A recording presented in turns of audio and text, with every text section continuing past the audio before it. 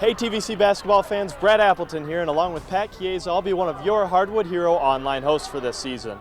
Now, along with our website, we're also going to be finding a new home on WOUB2 Sundays at 6:30, premiering January 16th. Now, what you're watching right now is one of our segments we like to call Around Athens County, where each week some of our reporters and crew will travel to high schools around the area and break down the week that was in high school basketball. Now be sure to check our website frequently for updates this season, and don't forget to watch us January 16th at 6:30 on WOUB2. Now for an update on Alexander basketball, here's Brad Hawley. Thanks, Brad. The Alexander Spartans are looking for an identity this year as they've dropped their first 4 games, including games this week against Vinton County away and against Zane Trace in the Convocation Center. Senior Michael Chapman moving to the point guard position, plus the lack of depth, has hampered Alexander's fast break offense. 6'8" center Jack Hart has been a force in the middle, scoring 13 points, adding 10 rebounds and 7 block shots in his last game against Zane Trace. Look for Coach Gabriel to start to implement him more into the offense as the season goes along. As for the Lady Spartans, it's been a cardiac arrest type season for them. After losing a gut-wrenching loss to Logan Elm at home, they've gone on to win 3 in a row, but only by a grand total of 7 points. Alexander kept their TVC winning streak alive earlier this week, beating Meigs in Albany 39-35. They also came back to beat Pickerington Central 44-42. Having had a brutal out-of-conference schedule, they are not only preparing for a TVC Ohio crown, but a deep run in the state playoffs. With only 4 returning starters and the added minutes from sophomore Kaylee Coker, the Lady Spartans are looking ready to get back to the Elite 8 and even farther this year. That's it for the Spartans. I'm Brad Hawley. Now for an update on Federal Hawking, here's Rob Giuliano. The Federal Hawking boys opened their season with a 60-44 loss against Eastern on December 10th. The Lancers started their season late after a game against Wahama was canceled after Wahama's football team went on a late season playoff run. The Lancers lost a good chance to get out the kinks of the early season with that game against Wahama and hope to rebound this week as they face Waterford before their home opener on Thursday against Belpre. The Fed Hawk Lady Lancers dropped to 0-4 this week with losses to Wahama and Southern. On Monday, Wahama gave the Lancers their 3rd straight double-digit loss by beating them 56-38. But the young Lancer team took a huge confidence step later in the week by proving they can be competitive in a 50-47 loss to Southern. After the close loss to Southern, the Lady Lancers will look to take advantage of a week layoff as they battle Eastern on December 16th. For Federal Hawking, I'm Rob Giuliano. Now let's go out to Gallia where Nick Hurst has his report on Athens. I'm Nick Hurst, and I'll be covering the Athens Bulldogs this year for Hardwood Heroes. On the boys' side, the boys are 1-2 after 3 games and are not where they want to be compared to last year.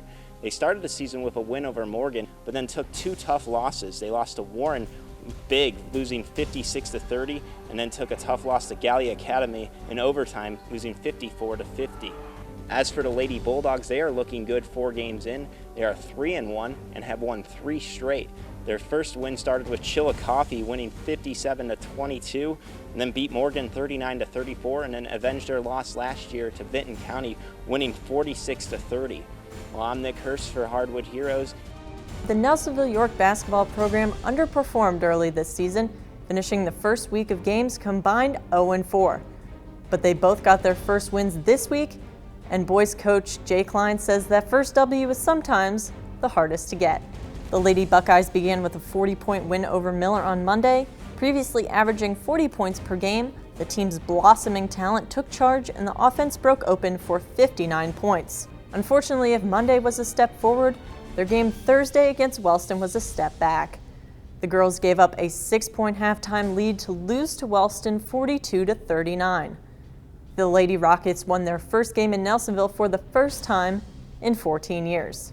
Yet hope is restored anew with Bucktel's fresh-faced ballers. First-year point guard Angela Mead led the team in scoring both games this week with 14 and 11 points respectively.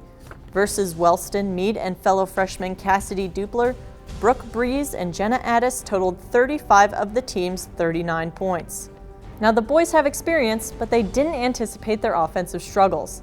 On Tuesday against Amanda Clear Creek, they only managed 39 points. But Saturday against Huntington Ross was a different story. The Buckeyes battled early through another persistent foe, turnovers. They stayed in the game despite less than perfect play and entered halftime tied at 23. In the third quarter, the Brown and Orange nearly fell again because of missed chances. They scored only 5 points in the third quarter. But luck was on their side. The Hustlin' Huntsmen failed to break free with a 9-point showing in the third and held just a 4-point lead with 8 minutes to play. And that's when NY met their expectations. They scored 21 points in the fourth quarter and broke into the win column with a 49-44 triumph. It was so nice to hear the cheers from the locker room after their win. And although both Nelsonville-York basketball teams were winless at first, that taste of victory will help propel them as they continue their quest for a conference title. And now for more on the Tomcats is Pat Moore. Well, thank you, Maddie. The Trimbles boy team has started hot out of the gate this season with 2 straight home wins, defeating Alexander 55-48 and Miller 54-42. The Tomcats were brought back down to earth after a 59-47 road loss against Waterford. Trimble has leaned heavily on the post play of senior big man Noah Guthrie, who put up 24 points in the season opener against the Spartans. Junior point guard Cyrus Jones has also stepped up, proving that he has what it takes to run the Tomcat offense thus far. The Tomcats are preparing for a back-to-back this weekend when they play host to the Southern Eagles on Friday night and travel to South Gallia Saturday night to match up against the Rebels. And like the boys team, the Lady Tomcats start off fairly strong with a 2-2 overall record and a 2-1 record in the conference. Senior veterans Jesse Spears and Taylor Savage led the way to the ladies winning their first 2 conference games, defeating Southern 65-35 and Belpre 56-48. But like the boys, the Lady Tomcats fell to Waterford by a score of 62-36. They're looking to bounce back next Saturday when they welcome the Miller Falcons to Gloucester. Well, that's going to do it for this week's edition of Around Athens County, but Hardwood Heroes has so much more to offer. Keep it locked in to woub.org/heroes for all the latest scores and updates. But for now, I'm Patrick Moore, and be heroic.